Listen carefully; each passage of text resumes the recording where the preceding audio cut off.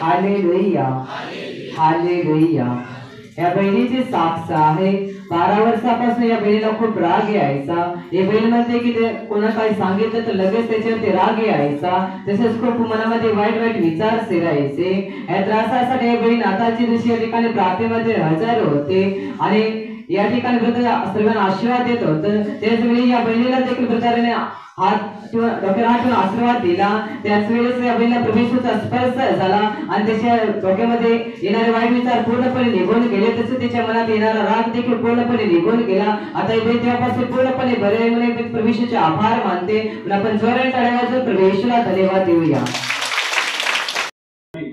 तो राग येतो तुम्हाला? हो खरं तुम्हावर तो रागावायची कुठायची पण परत राग आला का मग काही पण कटायची ना हेडपटून द्यायची, काय पण हेडपटून द्यायची, घरातले सगळे भांड वगैरे पण काम केला त्याच्यावरती तसाच रक्ताला ते सगळा चेक केला तर काहीच नाही, नॉर्मल सांगतो।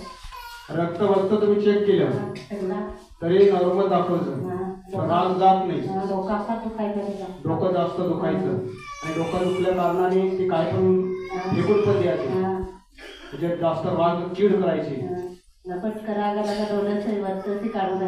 डोळे वर करायचे।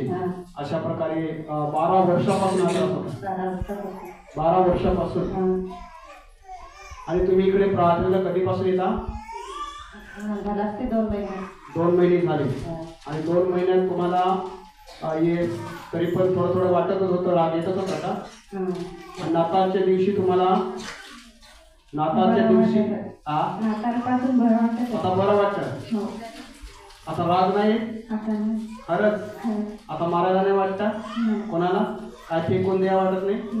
आता तेव्हापासून काय फेकून दिलं नाही? काहीच नाही फेकून दिलं? आता तुम्हाला कुठे काय असं वाटत नाही? काम करायचं रागा करायची, आता काम करते रागा करते कशी? आता व्यवस्थित करते खरोखर? नक्की तुम्ही रागावत नाही का? तुम्हाला राग येत नाही? आता डोकं दुखतं? डोकं तुझं दुखतं का नाही? आता राग नाही येत? आता अजिबात राग नाही खरंच? आता रागावत नाही करणार तुला? कोणा तुला त्यातून बाहेर काढलं? येशूने। जोरात